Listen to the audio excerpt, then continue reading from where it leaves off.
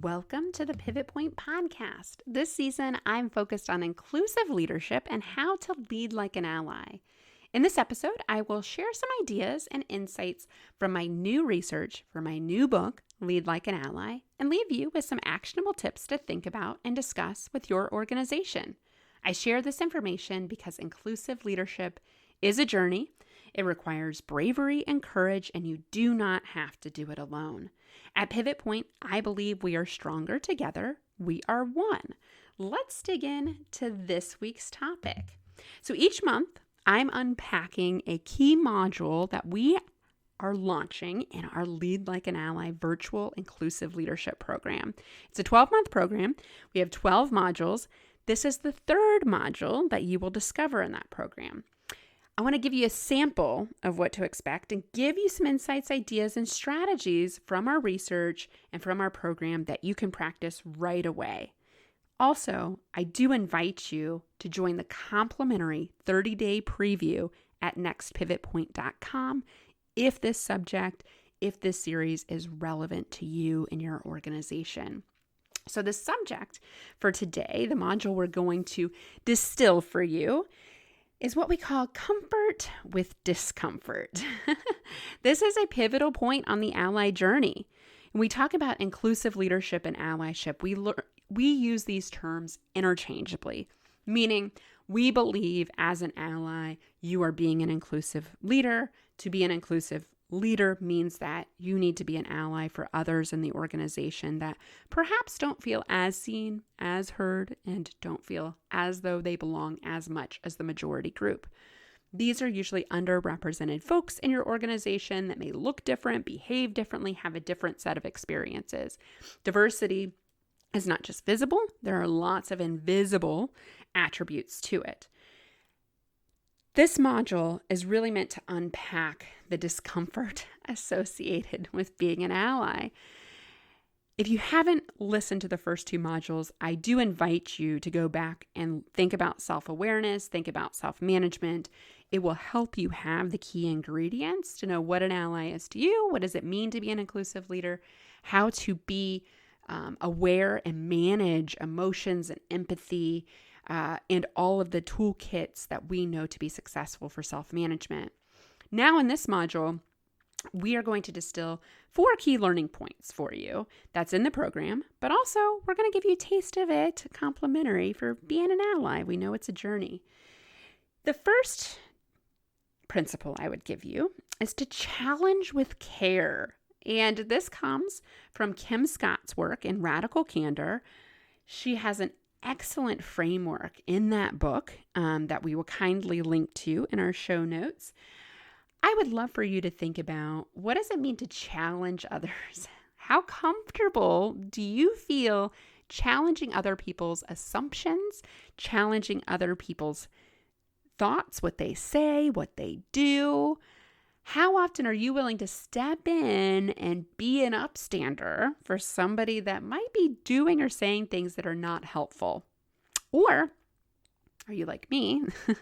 Sometimes I take the easy road and I avoid that altogether because it's very uncomfortable. I don't want to challenge somebody and them not to like me anymore or for that relationship to be severed in any way.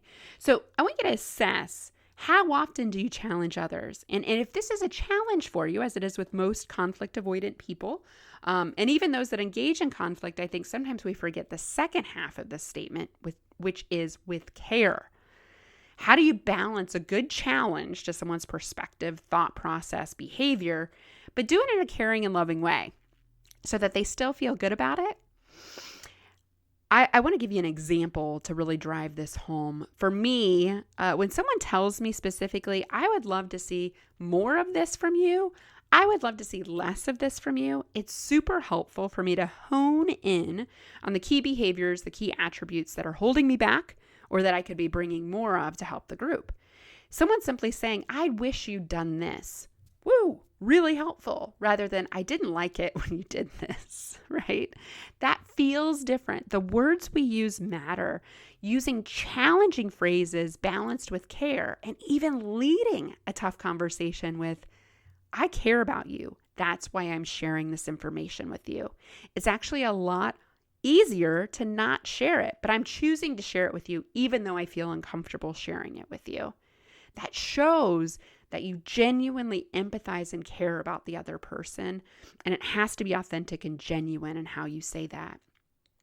Another idea I'd invite you to share and to think about in Comfort with Discomfort is conduct candid conversations. We have a framework we call the 3D framework at Pivot Point, and we really lead people through how to have a candid, productive conversation.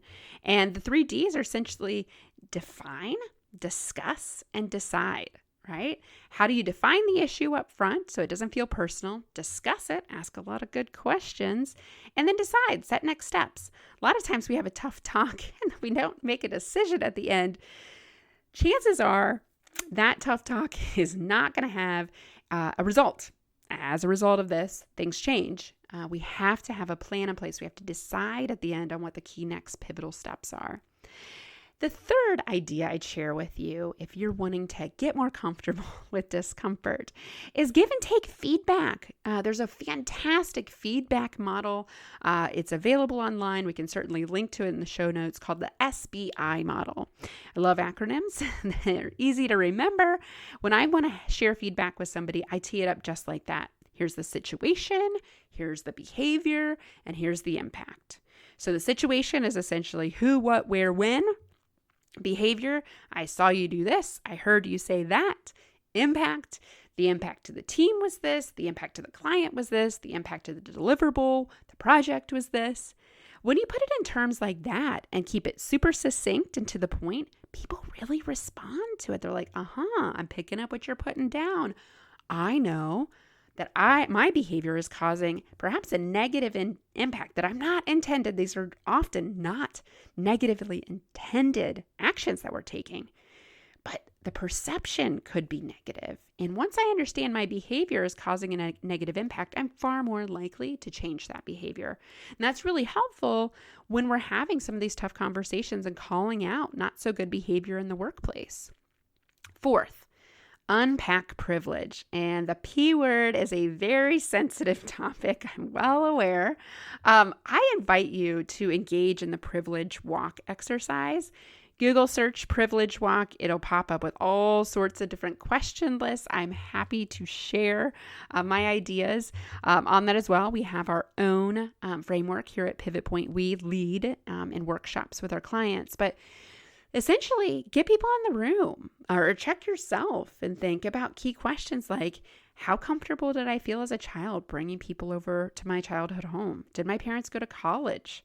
Depending on your answers to those questions and to others, you naturally had some privilege instilled in just simply how you grew up, who your parents were, where you grew up. And that's okay. The P word doesn't have to be a bad word. The more we understand our privilege, the more we can engage in a productive conversation and practice comfort with discomfort. Privilege is very uncomfortable, but once you get it out in the open and acknowledge your own privilege and maybe the privilege of your team members, you can really reflect and kind of think about who could benefit from the privilege I have. How can I, as an ally, help others that may not have as much privilege as me? We all have privilege. We all have some element of something that gives us a leg up, perhaps gives us a bit of an unfair advantage. Doesn't mean just because you didn't earn it that it's a bad thing. It just means you can be helpful to others. So when you reframe the lens of, oh, wow, I have a vantage point.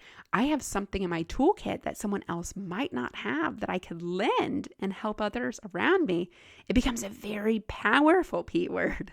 So comfort with discomfort is the module today. This is module 3 of the series of 12. Keep listening if this is getting intriguing for you.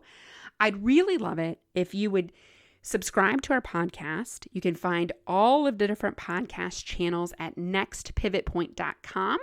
There we have a full 4 seasons now of content around Candid Conversations with season 2. So if you like this week's topic, dig in there into season 2. You can also sign up for a complimentary 30-day preview of our new program, Lead Like an Ally, and order our new book, Lead Like an Ally, at nextpivotpoint.com.